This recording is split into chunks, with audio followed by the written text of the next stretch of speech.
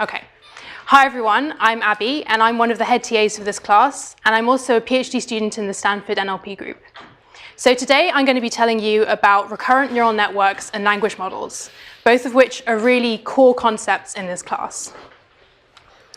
So before we get to that, we have quite a few announcements to make. So firstly, assignment 1 grades will be released sometime this evening after class. Assignment 2, we're going to have a coding session next week on Monday. Check Piazza for more details on that. Midterm logistics. If you can't do the main midterm, or you have special requirements, or any other kind of special case, please check the Piazza post about that and fill in the Google form on there. More announcements.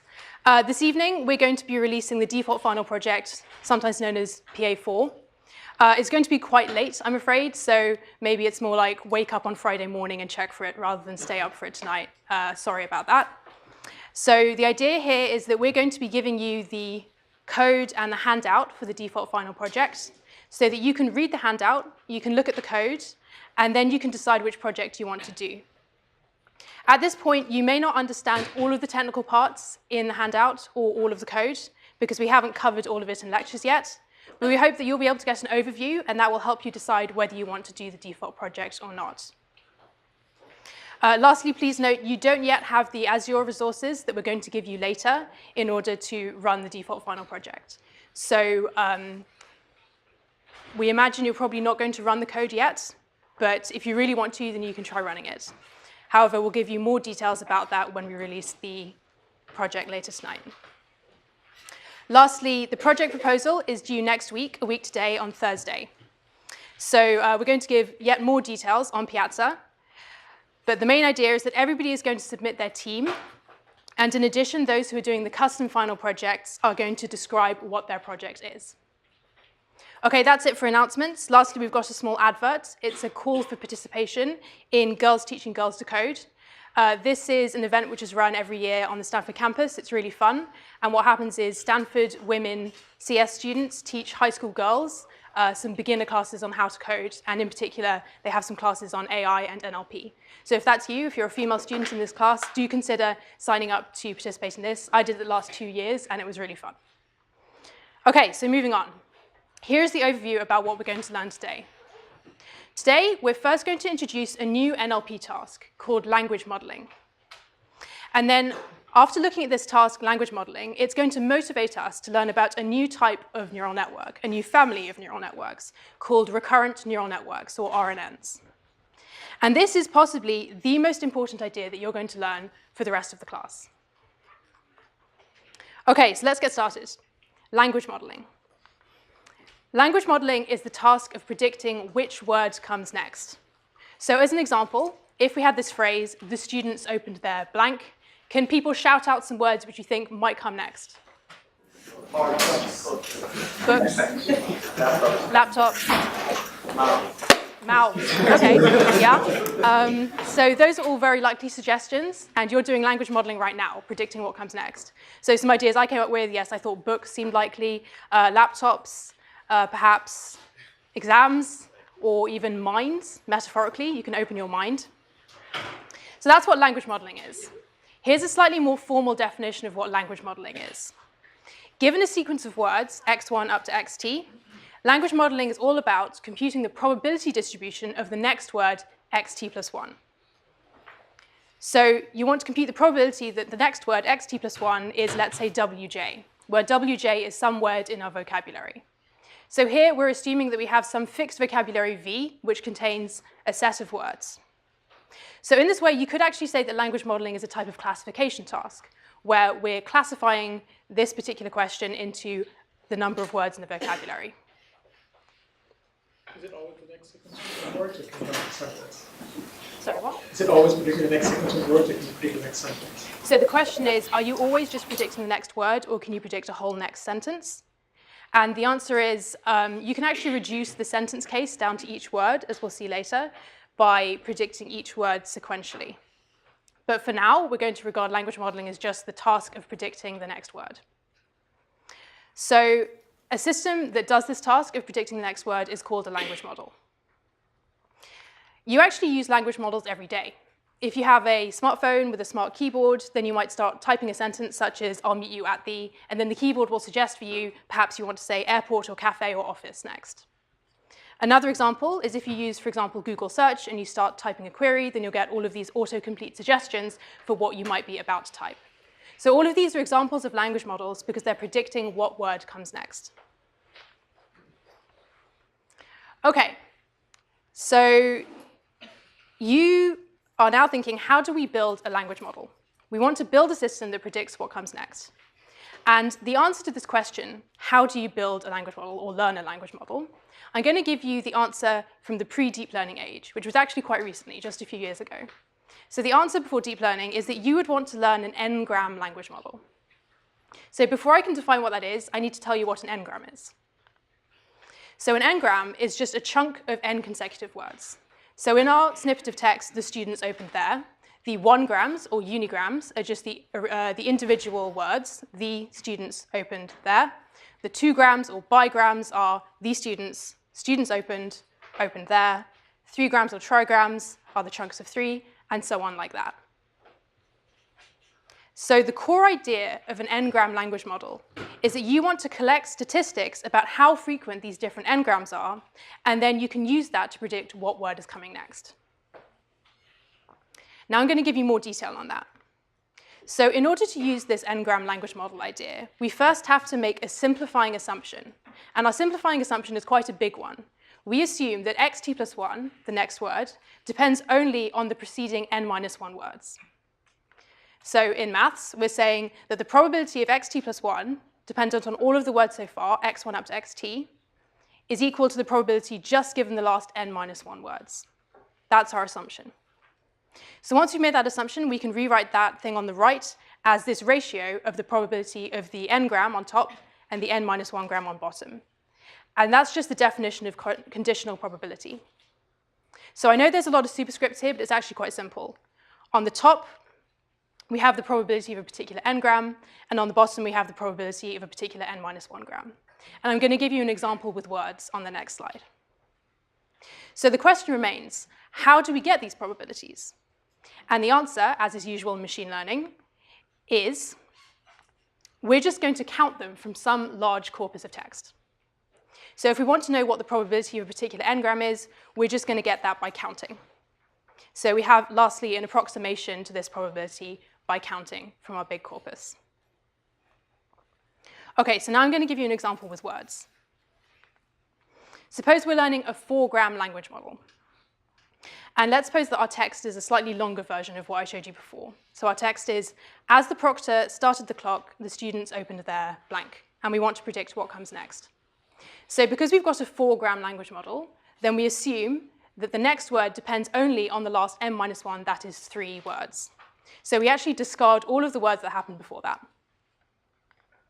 And then the probability of the next word being wj, given students opened there, is just this ratio of the counts, as we defined on the previous slide. So how would this work out in practice? So let's suppose that in our corpus, the phrase students opened there occurred 1,000 times. And let's suppose that students opened their books occurred 400 times. Then the probability of the next word being books is just 0.4. And let's suppose that we also saw students opened their exams 100 times. That means that probability of the next word being exams is 0.1. Is this clear so far? OK. So I have a question. Should we have discarded the proctor context here? What we've got is we're saying that 0.4 is quite a high probability that we've got books, but exams is regarded as less probable. And that makes sense, because in general, students opened there, I think, is more likely to be books than exams. But in our actual example, it was, as the proctor started the clock, the students opened there. And given that context, I think exams should be much more probable than 0.1, perhaps more probable than books, unless it's an open book exam. So what I'm highlighting here is a problem with our simplifying assumption. We probably shouldn't have thrown away all of that context. So you might be thinking, well, we should just increase n. We should just make it a larger window so that we can condition on more text. So hold that thought, because I'm going to show that that isn't as easy as you might think. OK, so let's look at some of the problems with n-gram language models. This is the equation we've been using, which says that the probability of the next word is the ratio of some counts. So you can see that there are two possible problems that can go wrong here. The first problem is, what if this count in the numerator is equal to 0? What if students open their WJ never actually occurred in the data? Then we're saying that the probability the next word is WJ is 0. The probability on the left is 0, because the count is 0 as well. And that could be a bad idea, because suppose we're considering what's the probability that the next word is, the students opened their IPython notebooks. That should be possible, but it's a fairly low probability event given the data. So what I'm saying is, just because IPython notebooks didn't occur in the training data means that our model is going to assign it 0 probability. And we don't actually want that. We want it to have at least a small probability. So one way to fix this is you just add some small delta to every count for every word in the vocabulary. And this is called smoothing, because you're changing your probability distribution from something that's 0 in most places with some spikes on the things that did happen in the data to something more smooth, where every word has at least a small probability, and then some others have higher probability. Is it the same or is random? So the question, I think, is it the same delta for every word, or is it random? I think you would do the same delta for every word, yeah. So this fixes our problem with the rare example of IPython notebooks, but it also introduces some other problems, because every word, including words that are a really bad choice, will get some small probability as well. OK, so there's another probably even bigger problem with this equation. What if the count on the bottom is 0? Then we can't compute this at all, because you're trying to divide by 0. So in our example, that means, what if the phrase students opened there never occurred in the data at all? Then we can't calculate any of these conditional probabilities, because we never even saw the trigram students opened there. So the solution for this situation is known as backoff. What we do is, instead of conditioning on students opened there, we just condition on opened there instead. And if we can't find open there in the corpus, then we just condition on there. So the idea is that if you can't find the statistic you need in your n-gram language model, you just back off and use an n-1 language model instead. So these two problems are often known as sparsity problems, because the problem is that the phenomenon that you're trying to reason about didn't actually occur in your training data. Yeah, is there a question? So again, can you explain why you want to assign non-zero probability to an example that didn't happen in your data set? So the question is, why would you want to assign non-zero probability to an example that didn't happen in your data set? So my example was, we want to know what is the probability that the next word is IPython notebook. The students open their IPython notebook. And our model says the probability is 0, because that never occurred in the training data. And I'm saying it would be advantageous to have a language model which does assign some probability to IPython notebooks, because it is actually kind of probable, right? So let's suppose we're trying to build Google search predictive. Your decision should be based on the data, right? So the question is, the decision should be based on the data. So yes, that's true. I suppose it's the difference between assuming that your training data perfectly reflects the world that you want to operate in or not. And this is a really frequent problem in machine learning, which is that your training data doesn't perfectly capture all of the real world scenarios you could be in. OK. So we've observed these sparsity problems, and it's worth noting that increasing n makes all of these sparsity problems way worse. So you might say, oh, I want to have a really big language model. Let's make it a 10-gram language model. I always condition on the last 9 words. That's going to make the sparsity problem even worse. Most 9 grams you're going to find never occurred in the training data, so it will make the whole thing dysfunctional. In practice, typically we can't have n much bigger than 5. So a last problem with n-gram language models is storage. If you think about how much storage is required to store your n-gram language model, it's actually exponential in n. And that's because we need to store these counts for every single possible n-gram in the vocabulary. So it's going to be vocabulary size to the power of n is order of that is how many counts you need to store. So this is really bad, because if you increase n, then you're making the model absolutely huge. OK, so I've outlined some problems with language models, n-gram language models. So let's see how they work out in practice. You can actually build a simple trigram language model on your laptop over a 1.7 million word corpus, which is Reuters business and financial news. And you can do that pretty quickly on your laptop. And if you follow the link in the slide, then you can play with this yourself. It's very easy. So what I did is I did that, and then I gave the language model the starter phrase, today the. And I asked it for the prediction of what word should come next. And this is what I got. The next words with the most probable first are company, bank, price, Italian, Emirates. and we've got the probabilities there. So you can already see the sparsity problem showing up in these probabilities. The top two have the same probability, and that's because these are, I think it's 4/26, because today the only occurred 26 times, and then company and bank each occurred 4 times each. It's something like that. It's small numbers is what I'm saying. So you've already got a sparsity problem happening here. Of course, I could have trained on more data or had a larger n-gram. Well, larger n-gram would have made the sparsity worse, but I could have used more data, and that would ameliorate this to some extent, but you would still have a sparsity problem. However, apart from the sparsity problem, you could say that these predictions seem pretty reasonable. Today the company, today the bank, today the price, these are all quite good predictions for what should come next in a business financial news context. So the question is, what happens if we do this prediction for more than one step? You can actually use a language model to generate text, and this is how you do it. You start off with your starter phrase, today the, and you condition on this because it's a trigram language model. You get your probability distribution of what should come next. You sample from this probability distribution, so let's suppose we got price, and then we condition on the next bigram. And we keep repeating this process. We keep sampling and putting it back in, and sampling, and so on. And in this way, we're generating text using our trained language model. Is that random sampling? Yeah, so I'm depicting random sampling here, where you choose the word according to the probability distribution. But you could alternatively just take the argmax every time. You could take the most probable word each time. That has some different problems, like you might get a very generic sentence. In practice, sometimes we do a kind of balance between the two.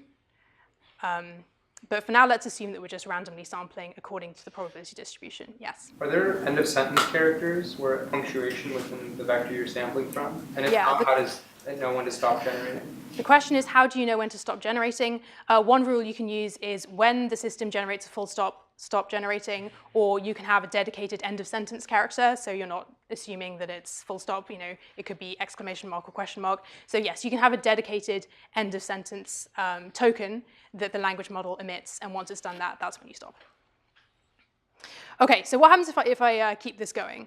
So if I've got today the price of gold, which is pretty good, but what happens when I ask the language model just to keep generating? So this is what I get. Today the price of gold per ton, while production of shoe lasts and shoe industry. The bank intervened just after it considered and rejected an IMF demand to rebuild depleted European stocks September 30th end primary 76 count to share. So this isn't so great. You could say that it's completely incoherent.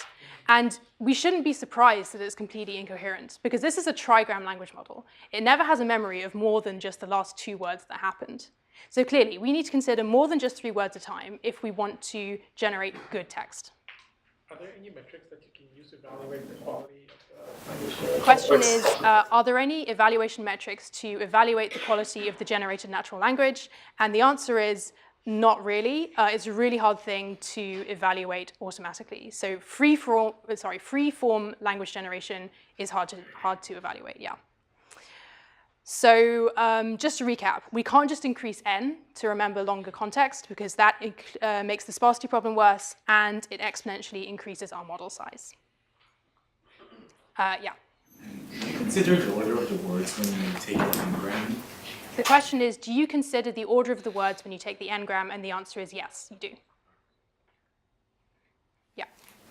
So the kind of motivating example you gave was the on your phone predicting in the Google search. Mm-hmm. Why do we care about kind of longness of incoherence? Because why would we ever want a language model to like generate random text?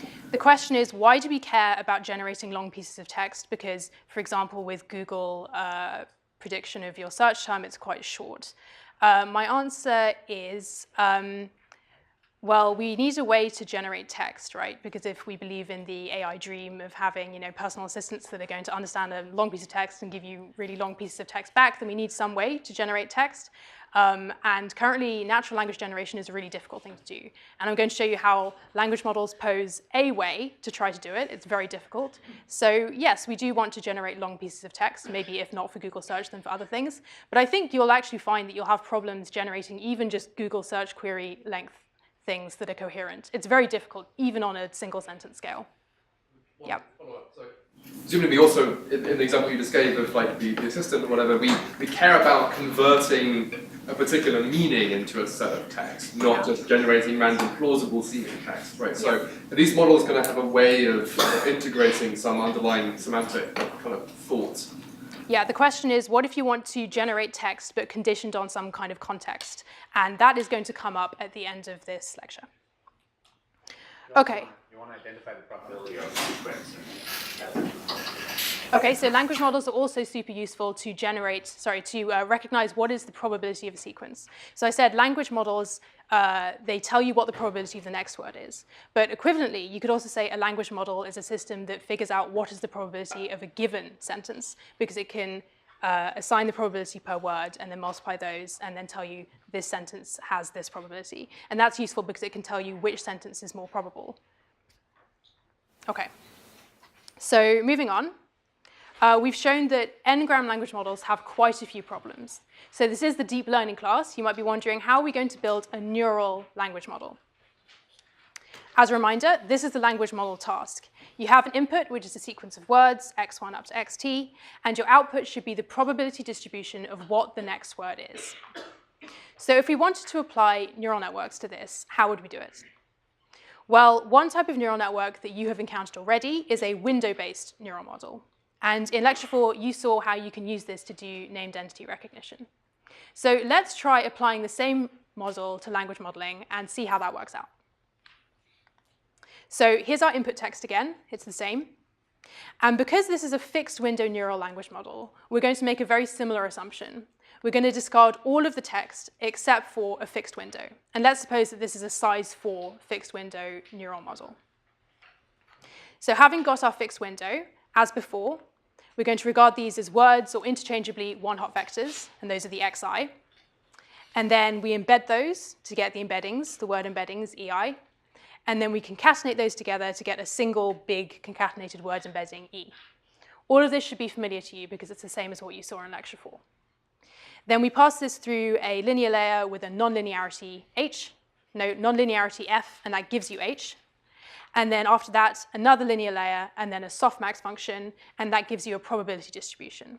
So in this notation, y hat is the probability distribution, and I've also drawn it as a kind of bar chart over the words in the vocabulary from, let's say, A to Z, if they were arranged alphabetically. So we're hoping that if this works at all, then this should tell you what is the most likely word to come next after the students open there. So if this functions well, then we should see that this probability distribution has a large probability on things like books and laptops. Okay, so you can probably already see some things which aren't great about this model, some disadvantages. But let's start with the things that are at least better about this compared to n-gram language models. So here are some improvements of this neural model compared to the n-gram language model. One is that we don't have the sparsity problem anymore. Remember, with n-gram language models, we had this problem where if a particular n-gram never occurred in the training data, then we were essentially stuck. We didn't know how to reason about it. Here, you can feed any words into the model as long as they have word embeddings, and you will get some kind of output. It might not be the right output, but you will at least be able to compute an answer. Another advantage is that here, the model size grows in a linear relationship with the window size n, not an exponential relationship. So remember, an n-gram language model needs exponential space in n in order to store the model. But here it's only linear. Why is it linear? The weight matrix W needs to have a width the same as the size of the concatenated word embeddings, which is linear in n.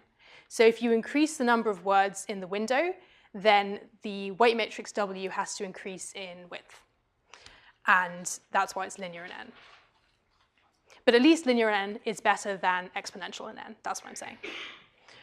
Yeah, question? So in comparison to the n-gram model, what this attempts to do is like take the entire vocabulary and then try and map. So I guess I had a few questions. So like when you take each of x as each of the words, then you create that into a concatenated word embedding. What's the I guess like what's the fundamental difference between this and the n-gram? So the question is, what is the fundamental difference between this and an n-gram language model? There's a lot of fundamental differences. This is a neural model, which we're going to train as a neural network with these dense hidden layers in between. An n-gram language model has nothing to do with deep learning. That's essentially just you get your big corpus and you count how many times different n-grams and n-1 grams occur. So it's not exactly training, it's just you need to go and count. And then once you've got those counts, then you have this formula for how to compute the probability. Whereas this one produces a probability distribution via these neural computations. So they're very different in a lot of different ways. So the order of the X's is still the same? Vocabulary? The question... So like it's still forming sentences then? Excuse me? It's not just like a whole like database of words. It's like it's still ordered set of words. I think you're asking about the ordering of the words in the vocabulary. It actually doesn't matter very much. I've arranged them alphabetically from A to Z in a toy example. That was just to indicate that the green thing is a probability distribution over the vocabulary, which is a fixed set of words. Okay, I'm going to move on now. What does fixed window mean? Okay, so we've got a fixed window neural language model. And by fixed window, I mean that we are basing our estimate of what the next word is based on a fixed window of the last 4 words that happened. So in my original example, I was saying that we've got, as the proctor started the clock, the students opened there, and we want to predict what happens next. And as a simplifying assumption, we're saying let's discard everything that happened except for the last fixed window of 4 words, and that's what we feed into our neural model. So this is an assumption, not a great assumption, and I'm showing you how this is not going to work out well. Okay, I'm going to move on for now. I hope it becomes more clear. Okay, so yes, what are the remaining problems with this fixed window neural model? Firstly, the fixed window is clearly too small. 4 words is not enough to understand what's going on. Secondly, enlarging the window enlarges the weight matrix W, and that's not good, because if we want to have a larger model that considers more context, then that means that we have to store a larger model. In fact, the window can never be large enough. Just as we observed with the n-gram language model, you can keep increasing, but you're never going to capture everything you need, right? So clearly we need to move beyond this mindset of the fixed window. Lastly, and this is more of a subtle point, each of the xi, the words in the window, uses different rows of the weight matrix W. So by that, I mean different rows of the weight matrix process the different embeddings in their positions in the window. We don't share weights across the window. So for example, the weights which interact with the word in position 1 are not the same weights that interact with the word in position 4. And the reason why this is bad, or at least inefficient, is that when you're training this neural model, the weights are going to be changing in reaction to what they learn about processing the word in position 1, and that's not going to change the weights that process the word in position 4. So this is kind of inefficient, essentially. What's learned about the word in position 1 is not applied to position 4. So all of this is leading us to the observation that clearly we need a neural architecture that can process any length input. Yes, question? The weights aren't shared. Isn't it actually a good thing? Because word 1 and word 3, it very much matters where the word is in the window. So the question is, isn't it a good thing that the weights aren't shared, because the role played by the word in position 1 and 4 might be different? So yes, that is kind of true in a way. I suppose what I'm saying is there's a lot of commonality, at least. There's a lot of commonality about what appears in different positions in the window that you do want to try to unify some of what's learned. Especially if you imagine having a larger window than just 4 words. If you had a larger window, you can imagine that it's becoming very inefficient to keep learning these basic things about words and what they mean for every window. But yeah, that is a good point. So we need a neural architecture that can process any length input. And this is what motivates us to introduce a new family of neural networks, which is recurrent neural networks. And this is a simplified diagram to show you the main distinguishing features of recurrent neural networks.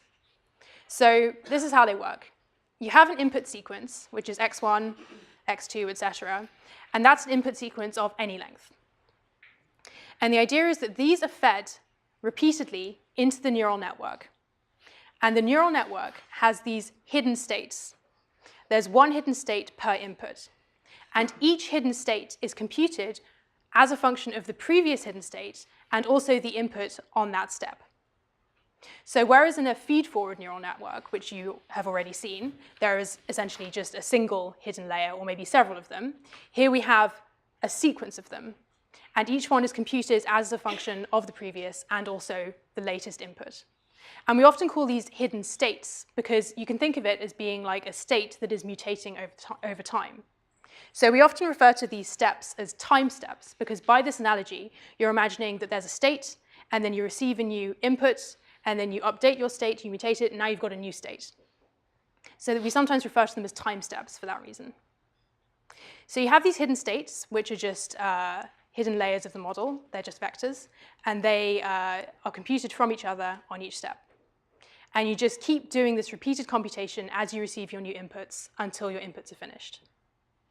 Another thing that's really important here is that the same weights W are applied repeatedly on every step. So the computation that you do to get the new hidden state is the same computation using the same weights, but you're just using the latest input, and you're also computing it as a function of your previous hidden state.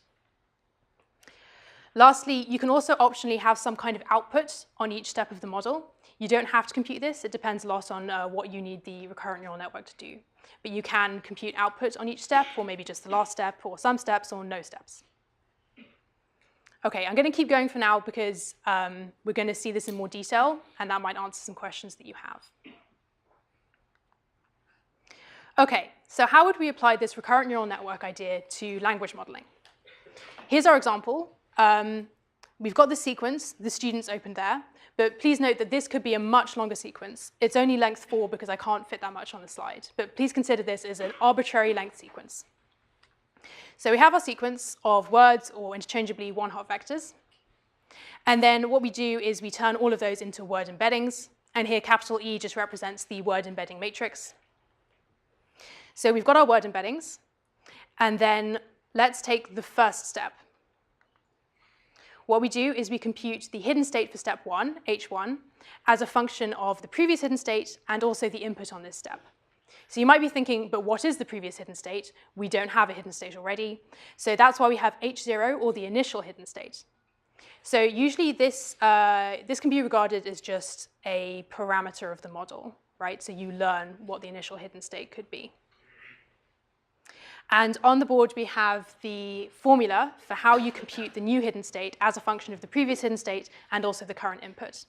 And you can see that it's all familiar components to you. It's just multiplying the previous hidden state by a weight matrix, also the word embedding by another weight matrix. You add a bias term, and then you pass that through the sigmoid function. So all of that should be familiar to you. OK, and then we just repeat this computation repeatedly. So on step 2, we compute the new hidden state H2 as a function of the previous hidden state and this step's input. And we just keep doing that repeatedly. This process is sometimes called unrolling the recurrent neural network.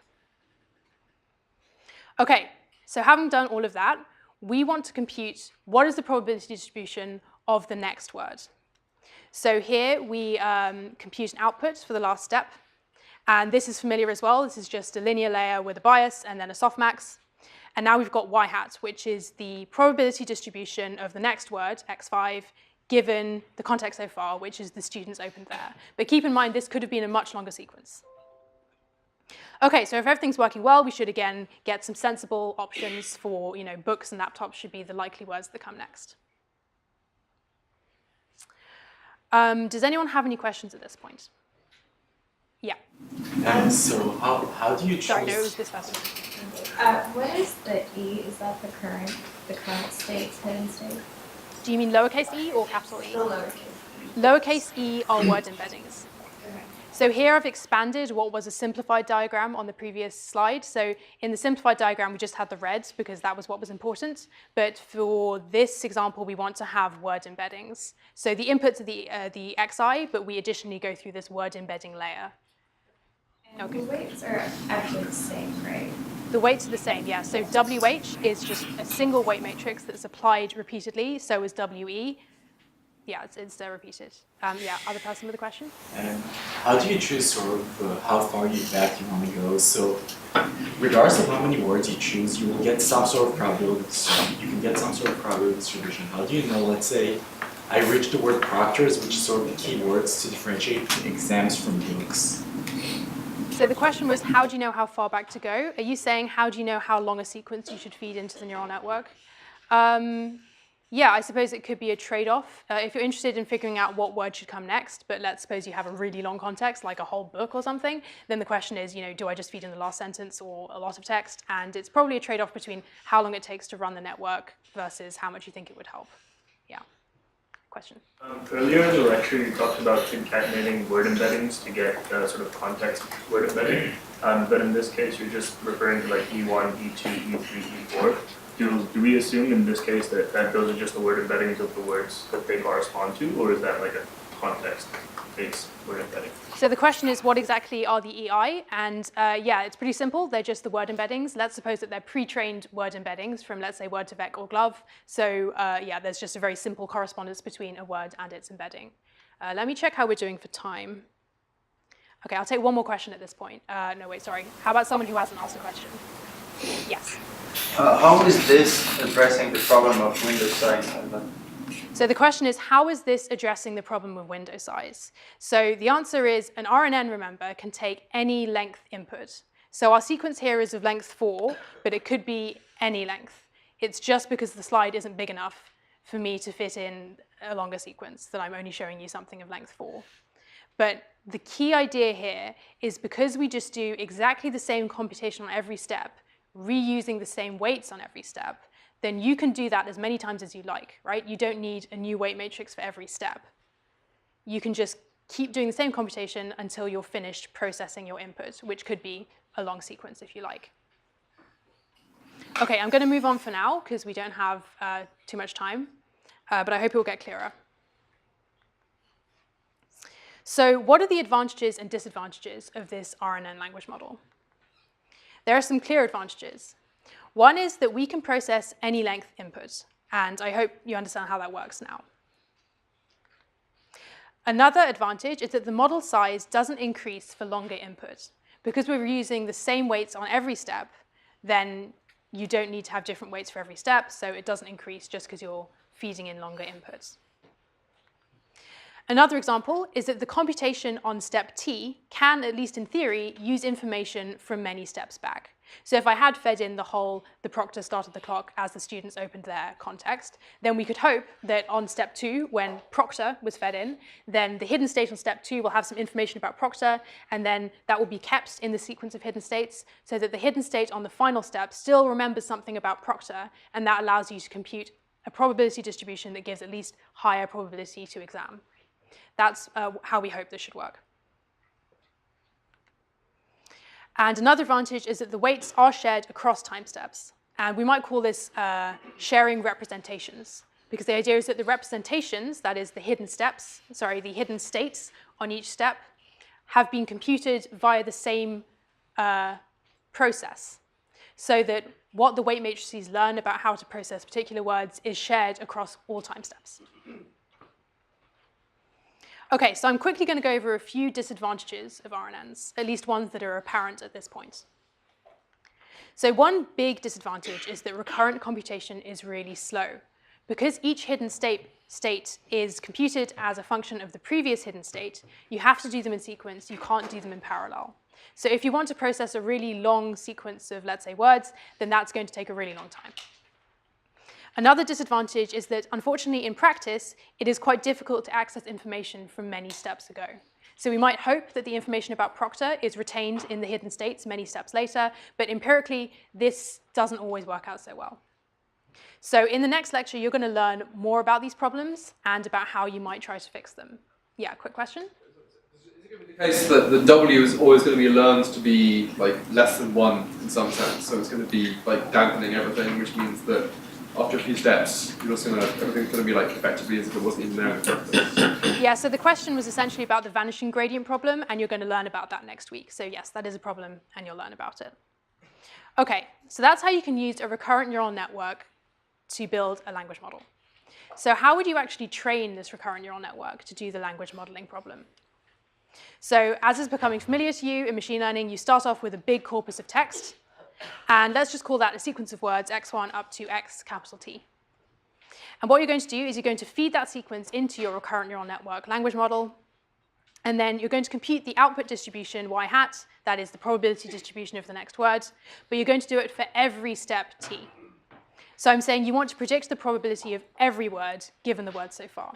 And that's different to what I showed on the diagram before. And then your loss function, again, this should be familiar to you. Your loss function on step t is just the usual cross-entropy loss between our predicted probability distribution y hat and what the true next word should be. That's yt, it's the next word, xt plus 1. So you should recognize this equation for the cross-entropy loss. And lastly, you just average this across all time steps t to get your overall loss for the entire training set. Okay, so I'm going to show you as a diagram what I just said. So again, imagine a much, much larger corpus.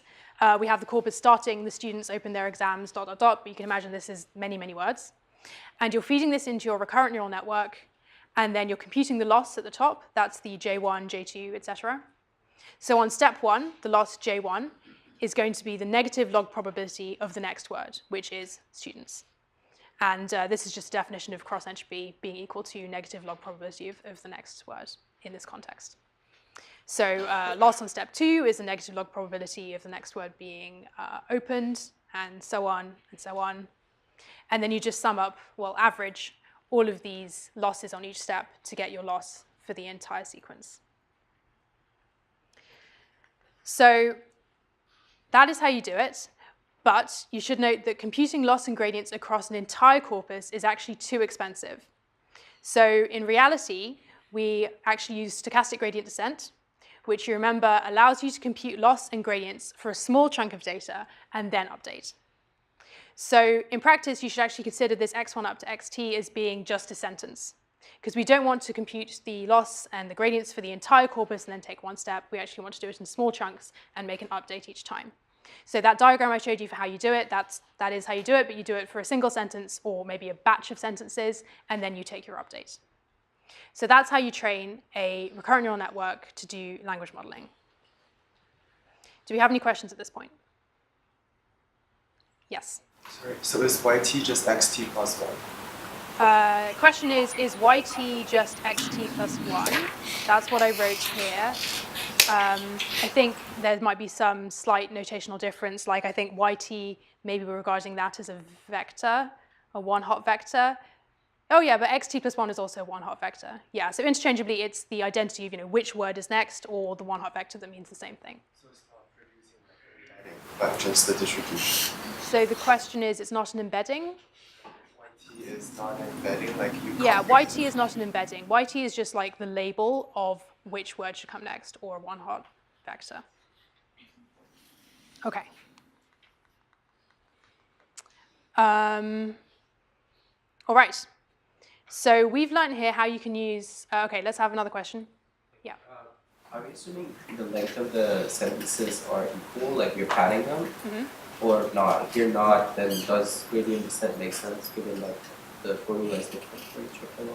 So the question is, what do you do if the sentences in the batch are not the same length? Do you have to pad them? So yes, this is a question that is a really quite annoying practical concern when you're training on sequences. Yes, usually you do some kind of padding, and then you make sure that when you sum up the losses on each step, you don't sum up the loss on the steps that just contain padding.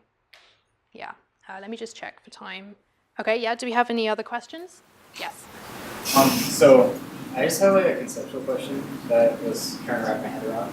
So how does applying the WH between each hidden unit, how does that basically,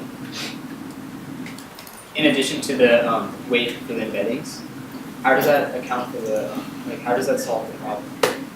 Which problem? The sparsity problem.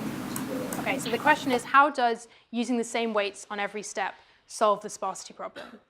So the sparsity problem was a problem we observed with n-gram language models, where we were basing our probability estimates on just counts of how many times this exact n-gram or n-1 gram appeared. Actually, I would say it was the move from n-gram to just neural models in general that fixed the sparsity problem, because neural models can take whatever inputs and they will compute some output, so it doesn't all just break down because you never saw this particular n-gram before.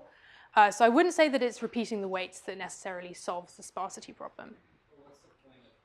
What's the point of it, WH? The question is, what's the point of WH? So WH is a weight matrix, and you use it to compute the next hidden state as a function of the previous hidden state. So if we go back to this diagram, on the left we have the equation for how you compute the next hidden state, ht, as a function of the previous hidden state, ht minus 1, and the current input, which is et. And here you can see that we used WH, which is a weight matrix, to multiply the previous hidden state, and we used WE, which is a weight matrix, to multiply the input embedding on this step. So that's what WH is for. Yeah, quick question? Yeah, one last conceptual question. So just so I get this straight, the difference between this and feed forward. Yeah. Let's say we're, the input that we're actually putting in is like a whole book, right? So like thousands of words. Yeah. And so what we would do is, as we're training this model, we would observe that if we're doing batch updates to these weights, like after every sentence, let's just say, our loss would steadily decrease while we're going through the process of training, because the same W weight matrix is getting updated and improving. Is that the idea? That by the end of this of the training that we've done of this whole book, we've essentially updated our weights so many times at that point that the losses are minimal at that point. Yes, so the question is about if you're training the recurrent neural network over many examples of sentences, a very big corpus, then how do the weights update and how does the loss drop? So yeah, you can assume that by training with stochastic gradient descent, then you're going to be minimizing the loss. I think your question was about repeating the weights and how that relates. As in, like, after one pass of this training, yeah, we've essentially already arrived at really good weights, right? Because we've been updating it this whole time while we're looking at individual words that we're feeding in.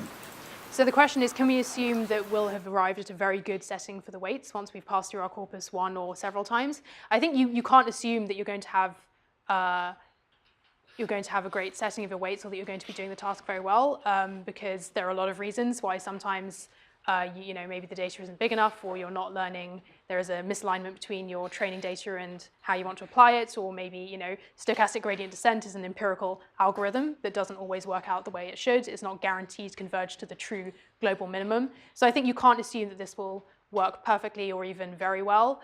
The point I was making about why repeating the weights is good is that because you're applying the exact same transformation function on each step using the same weights, then you're learning a general function, essentially. So instead of learning how should we compute a function based on word in position 2, you're learning a function which is, given that the current state is this, and given that the current word input is this, what should we compute from that? That's what I mean about that representation being shared across all time steps. And that's all encapsulated in just these weight matrices that are applied on every step. It's kind of a subtle point. I'm going to move on for now, I'm sorry, because I don't have too much time. Okay. So we just talked about how to train an RNN language model. And I'm sure you would all love to talk about backpropagation, because you all love taking gradients so much. So you must be wondering, how does backpropagation work for RNNs? And in particular, if you're repeating this weight matrix repeatedly, then how do you take the derivative of the loss, let's say on step t, how do you take the derivative of that loss with respect to this repeated weight matrix? So the answer is this. The derivative, the gradient of the loss with respect to a repeated weight is the sum of the gradient every time that weight appears. And that's what that equation says right there. Okay, so you might be wondering, why is this true? And I'm going to give you a quick kind of proof sketch for why this is true. So first, I'm going to tell you about the multivariable chain rule. So this is a version of the chain rule, but for the scenario where your function that you're trying to take the derivative of, f, can be divided into essentially kind of two paths with respect to the variable that you're taking the derivative with respect to. So essentially you have one input t, and then you have two different functions of t, xt and yt, and then both of those are inputs to some other function f. So these are taken from the Khan Academy tutorial on multivariable chain rule, and if you want to see more details, you can look there. It's a very good tutorial. But essentially what the multivariable chain rule is telling you is, how do I take derivatives when there is multiple paths from the input variable to the output variable. That's essentially what it's telling you. And the answer is given there. You sum across the different paths. So I'm going to change this diagram to show how it applies to our situation. So in our example, we have our loss function, which is jt, and then we have wh, which is what we want to take gradients with respect to. And you could view this as there being multiple paths from wh to jt. In terms of how wh affects jt, there are multiple paths, because wh appears several times in the RNN. However, the relationship between wh and these different appearances of wh is very simple. They're equal. So when we apply the multivariable chain rule, this is what we get by definition. And there is a slight abusive notation with the subscripts of the I. That's basically telling you that it's wh appearing in that location. So when we apply the multivariable chain rule, then we actually have the second part equals 1 because of that equals identity, because these things are essentially the same. That's just 1. And therefore, this just simplifies to taking the sum of the derivatives with respect to each time the weight matrix appears. So I know this is a lot to absorb right now. What I'm showing you is essentially a proof sketch of why the derivatives are the way they are. So to go back to our diagram, what we've sketched is that when you want to take the derivative of the loss function jt with respect to the repeated weights wh, then all you need to do is sum up the derivatives with respect to each time wh appears up to step t. The reason why we don't need to consider the times wh appears after step t is because on those steps it doesn't actually affect the loss jt, because the information only flows from left to right. Okay, I don't know if I dare ask, but does anyone have any questions at this point? Yes? So you mentioned that for training these kind of networks, you pass a sentence or pass a few sentences. In the usual neural net models, that makes sense because a few examples that you pass through it, the total gradient is like the expectation of those few examples that you're giving to the model, and the total gradient is like the expectation of this stochastic gradient that you're passing through the model. But here you have that t, and that t changes with respect to how much previous sentences you pass through this network. And the stochastic gradient that you're taking is not the expectation. Like the expectation What's your of the question? stochastic. What is your question? So this depends. This derivative that you're taking very much depends on how much what your batch size is, how much Your batch sizes. So you can assume that when you take a derivative, you take it typically across a batch, because that's how we tend to do stochastic gradient descent in practice, is that we compute the gradients across a batch, and that means doing these loss definitions, but average it across the batch, and then you take your update step based on those gradients. So is the assuming you were passing the whole data as a batch, and you did a gradient like that. Okay. Will that gradient be close to what you get here when you pass a few sentences in? So the question is, if you compute the gradients with respect to the entire training data, will it be similar to what you get from just a small batch of data, like a few sentences in a single batch? And the answer is, well, no, it will definitely be different, right? Because it will be an average across a very large set versus quite a small batch. But the whole idea of stochastic gradient descent is you assume that these approximations from the small batch is close enough to the real loss function that you care about that it will effectively minimize the loss function of interest over many steps. Yeah, another question? Wouldn't this make the RNN grow linearly with the input size? The question is, does this make the RNN grow linearly with the input size? So what do you mean by grow linearly? Well, just like in terms of space. We said earlier that the model size wouldn't change. Here it looks like we'd have to keep track of each derivative at each time step in order to compute it at time step t. Okay, so I think that's the difference between storing the model weights versus storing the derivatives necessary to do backprop. So in terms of storing the model weights, let's suppose you finish training the model, you just want to store it so that you can use it later. That doesn't grow in the size of the input, but sure, you do have to keep track of n many things when you're doing backprop. Yeah? Is the WH at every point in that diagram the same after each iteration? Or like, because the DJ of t is different for each of those, are you giving them different update steps? So the question is the WH in, for example, this diagram, the same on every step? So yes, the most important thing about RNNs is that when you are running forward prop, you use exactly the same weight matrix on every step. But the question is, when you apply these updates, do you apply, for example, different updates to the different positions? And the answer is no. So as far as the model is concerned, you just have this single weight matrix, and you're trying to optimize the weight matrix to do the task as well as you can. And the question is, how do you compute the derivatives? How do you compute the gradient in order to update that weight matrix? And the answer is you have to do this computation, which involves a sum over all of the steps. And yes, you do have to consider what is the derivative with respect to each time the weight matrix appears. But then once you've got all those separate derivatives, you sum them all together like this. And then that tells you what your overall gradient is. And then you use that to make your update step. Okay, yeah, question? So you started off talking about RNN by motivating that you want to be able to like look backwards in time and arbitrary amount of time, right? But in practice, it only works for, I don't know, like 30 time steps or 100 time steps or something like that, right? Because you've got a gradient and all those things.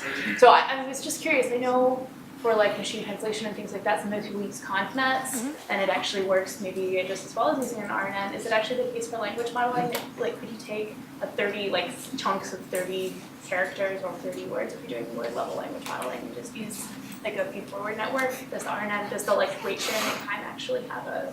So the question is, could you do well at language modeling using effectively a fixed window model, or maybe a more sophisticated version like a convnet? You know what? I don't know. Do you know, Richard? Do convnets do well at language modeling? I haven't heard about people doing it. Nobody succeeded, as far as I know, compared to the state of the art. I think much more common is to use a very big, much more sophisticated type of recurrent neural network that you're going to learn about next week. Okay, I'm going to keep going right now because we don't have so much time. Okay, so you might still be thinking, okay, so that's what the identity is, but how do you actually calculate this sum that we need? And the answer is you can essentially accumulate it by stepping backwards. So this is the same backprop algorithm that you're already familiar with. And the idea is that starting at the time step t, you step backwards through the time steps, and you accumulate this sum as you go. So you keep computing the derivative with respect to the weight matrix each time it appears, using your usual passing delta operation that you've been doing in the assignments. But you also keep track of this sum, and you accumulate it as you go. And this algorithm is often called backpropagation through time, which is, I think, quite a complex way to say that it's essentially just how you do backprop for a recurrent neural network. So in assignment 2, you're going to be taking the gradients on a single step, but you won't have to do this accumulation over time. Okay, that was the hardest part of the lecture over, so I'm going to keep going and get to a more fun part. So if you wanted to use recurrent neural networks to generate text, you could do it in much the same way as we did it with n-gram language models. So here's an example. Let's suppose that I want to start with my seed word, my. And then we also have our initial hidden state, which is just a parameter of the model. So we run one step of our RNN, and then we get some output distribution y hat 1, and let's sample from it. And let's suppose that we get the word favorite. So what we do is we take favorite, and then we feed it in as the input for the next step. We run the RNN computation, we get a new probability distribution, we sample, and let's suppose we get the word season. And then we just keep repeating this process, always feeding in the sampled output as the next step's input, and then we can generate text like this. And here we've generated the text, my favorite season is spring, and we could just keep going as long as we want, and then maybe we stop once we've generated a full stop, for example. Okay. So let's have some fun with this. You can actually train a recurrent neural network language model on any kind of text, and then you will have a language model that can generate text in that style. And this has become its whole own genre of internet humor recently. So for example, here is a recurrent neural network language model trained on Obama speeches. And here's what it generated. The United States will step up to the cost of a new challenges of the American people that will share the fact that we created the problem. They were attacked, and so that they have to say that all the task of the final days of war, that I will not be able to get this done. So what do we think of this? I would say that it seems like quite a substantial improvement over the text that we got generated from, for example, the n-gram language model, the one about the price of gold. I'd say that this makes sense for longer periods of time. It actually sounds tonally quite a lot like Obama. And you know, fairly large chunks make a kind of sense. Overall, it's kind of nonsensical, but you could be fooled, right? Like at first glance, you could be fooled. All right, let's see another example. Here's a recurrent neural network language model trained on the Harry Potter books. And here's what I came up with. Sorry, Harry shouted, panicking. I'll leave those brooms in London, are they? No idea, said Nearly Headless Nick, casting low close by Cedric, carrying the last bit of treacle charms from Harry's shoulder, and to answer him, the common room perched upon it, 4 arms held a shining knob from when the spider hadn't felt it seemed. He reached the teams too. Okay, so I'd say there's quite a few things that are good about this. It does tonally sound like Harry Potter, and it's even picked up some, I think, character attributes. So I would say that Harry Potter does panic quite a lot in the books, so that could be a coincidence, but it sounds right to me. Yeah, it sounds tonally right, and at first glance it seems kind of good, but clearly there are a lot of things that are wrong with this. I mean, you've got a lot of run-on sentences. What is a treacle charm? Yeah, a lot of things don't make sense. All right, here's another example. RNN language model trained on Seinfeld scripts. Seinfeld is a classic 90s sitcom. So this one's very surreal, and it's quite impressive because it even generates the stage directions. So he slams his hand on the door. Kramer enters dancing with garbage.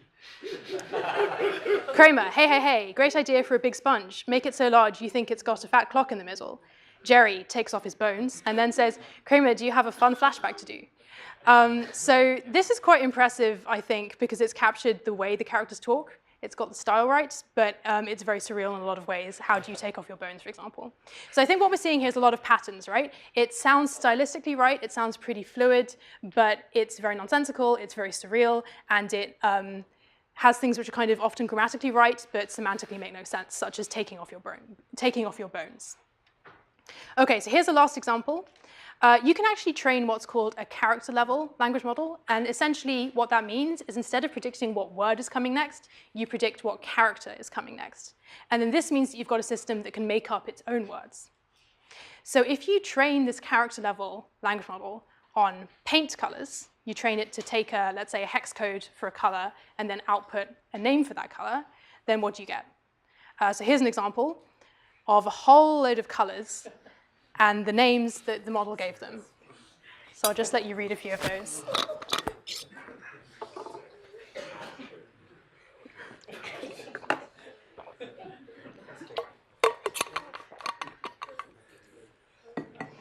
Okay, so this is really good. This is possibly my favorite thing that an RNN has ever generated. My personal favorite is Stanky Bean, which is bottom left. So for all that this is extremely weird and surreal, it's also kind of impressive. You know, it has learnt about how colors tend to be described and taken that in a truly original direction. Wait, so how is it generating the words from the hex numbers?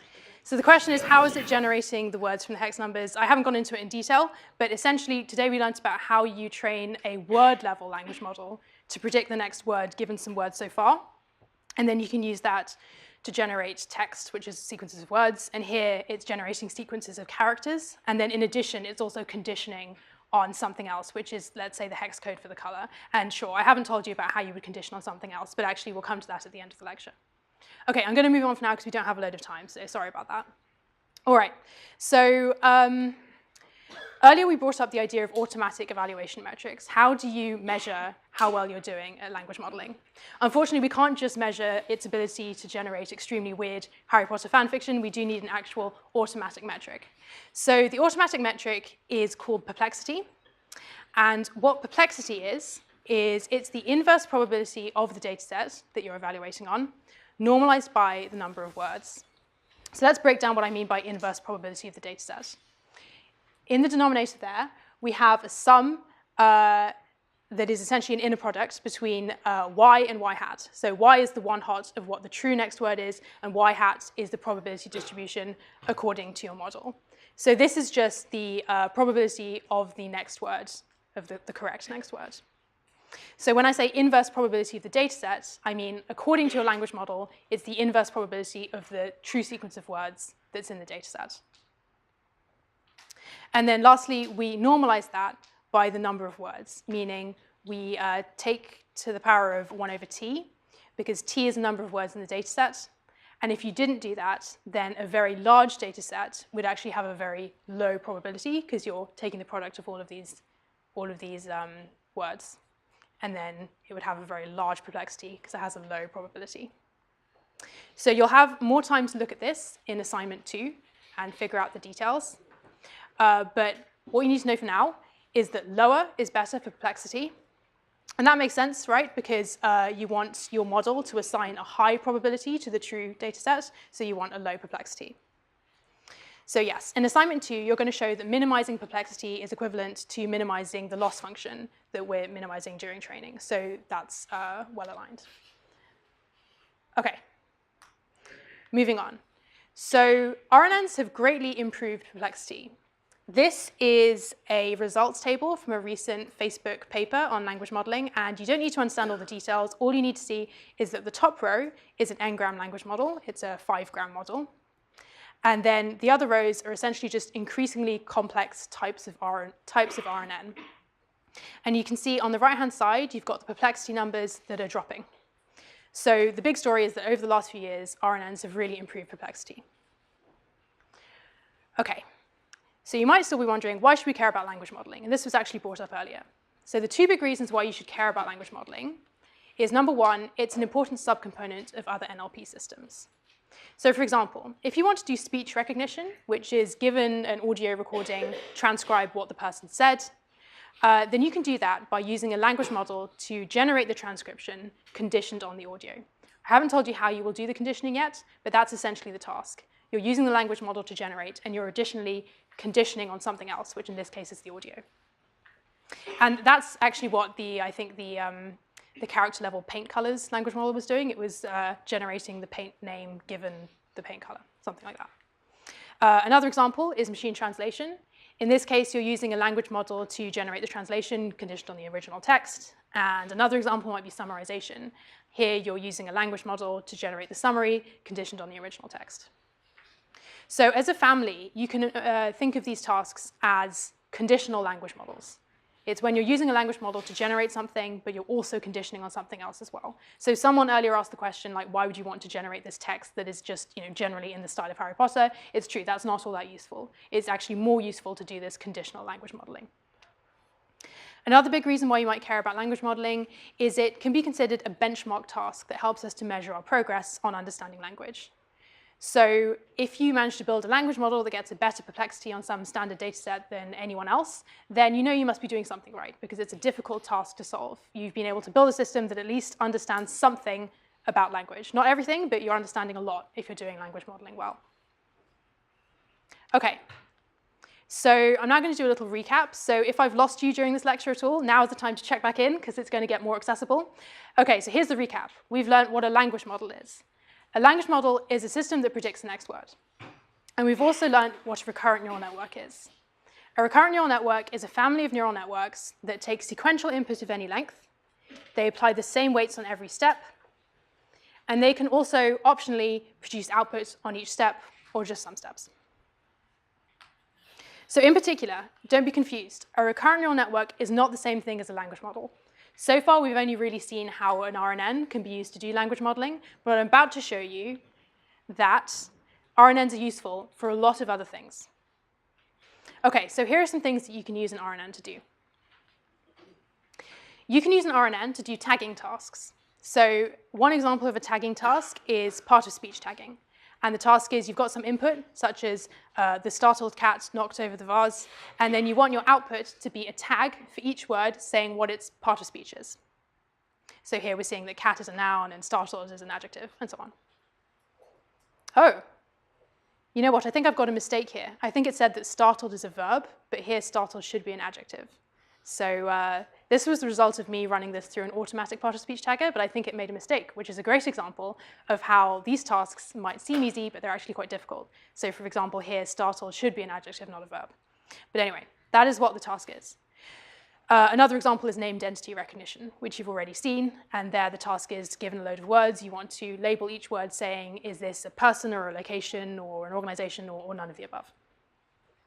So my main point here is you can use an RNN to do, let's say, part-of-speech tagging by just feeding in your sequence as input to the RNN, and then you ask the RNN to output the part-of-speech tag on each step, or at least a probability distribution over part-of-speech tags. So that's pretty simple. Let's see another thing you can use RNNs for. RNNs can be used for sentence classification. So sentence classification is any kind of task where you have a sentence and you want to classify the sentence as a whole into one of a number of categories. So for example, sentiment analysis or sentiment classification is one example. So how would we use an RNN to do this? Let's suppose we've got a sentence like, overall, I enjoyed the movie a lot, and we want to classify this as either a positive or a negative sentence. We can feed this into the RNN, and now we've got our set of hidden states. And what we really need is we need some kind of overall sentence encoding, which is just a single vector, so that we can, from that, determine whether the sentence is positive or negative. And the question is, how should we compute this sentence encoding? One idea is you could just use the final hidden state, right? And that would be kind of similar to what we saw earlier with the language modeling, how like the latest hidden state is used to decide what comes next. But while that was quite a good idea for language modeling, because you're conditioning on the state so far, here we want something that's more about the entire sentence, right? So maybe the final hidden state isn't actually the best way to do this. So a better way to get the sentence encoding might be to take the element-wise maximum or perhaps mean of all of the hidden states. And then if you regard that as your sentence encoding, then you can, from that, calculate whether you think the sentence overall is positive or negative. OK, so here's another example of what you can use RNNs for, which we've already seen in some detail. RNNs can be used to generate text. And we've got some examples, as I said before, such as speech recognition, machine translation, summarization, all those conditional language modeling tasks. So as a very broad sketch of how you might do this for speech recognition, you have your input, which is some kind of audio recording of someone speaking. And then you want to run your language model to figure out what they were saying. So that blue dotted line means in some way you're going to condition on the audio, and then you're going to run your language model. So you might start off your language model by feeding it some special token, the start token, which essentially means this is the beginning of the sequence. Now you've got to figure out what the first word is. So you figure out what's the first word, and the language model says what's, and then you feed that in on the next step, just as we saw before when generating text. And then in this way, you're going to generate the transcription of the audio recording, such as what's the weather. So remember, these kinds of systems are called conditional language models. And we're actually going to see machine translation in a lot more detail. After midterms, there's going to be a lecture about that, telling you how machine translation works as a conditional language model. OK, last use case. RNNs can be used as encoder modules. And there are a lot of examples here, but for example, question answering, also machine translation. So here I'm going to give you an example that's actually very similar to the default final project, which is the squad question answering task. So let's suppose that our task is that we have some kind of context, which let's say is an excerpt from Wikipedia, like Ludwig van Beethoven was a German composer and pianist, etc. And we also have a question: what nationality was Beethoven? And the task is to pick out the correct answer from the context. So my point here is not to understand the full complexity of how this works, but more how could RNNs be used as a subcomponent of this task. So you can use an RNN to encode the question in much the same way as we saw for sentiment analysis. So let's suppose you feed your question into the RNN, and then you take the element-wise maximum to get your question encoding. You can then use this question encoding and feed it into some further amount of neural architecture along with the context to get your final answer, which is German. So my point here is that the RNN acts as an encoder for the question. You have some kind of data, which is a sequence, the question, and you use the RNN to turn that into just a single representation, which can be used downstream for whatever task it is you're trying to do. So when we're talking about what can you use an RNN to do, it's not always just the RNN forms the entire system. Often you will have some quite large, complex neural system, but you're using an RNN as a subcomponent of it, often as an encoder like this, to encode some sequence into a representation. Okay, so before I finish, I have a note on terminology, because there's a lot of different terminology that's used in different research papers, and sometimes it conflicts, so it's useful to know what these different terms mean. So the RNN described in this lecture, you will often find referred to as a vanilla RNN. People will often say vanilla RNN in their papers to mean this more basic type of RNN. And the reason why they say vanilla RNN is because there are actually lots of other RNN flavors. So for example, next lecture, you're going to learn about GRU, gated recurrent unit, and LSTM, which is long short-term memory units. And those are some more complex flavors of RNNs that you're going to learn about. Next week, you're also going to learn about multi-layer RNNs, which is when you stack several RNNs on top of each other. And in fact, by the end of the course, we hope that you're going to be able to understand phrases like stacked bidirectional LSTM with residual connections and self-attention, so that when you read that in a research paper, you'll say, oh, I know what that is. That's an RNN with absolutely all of the topics.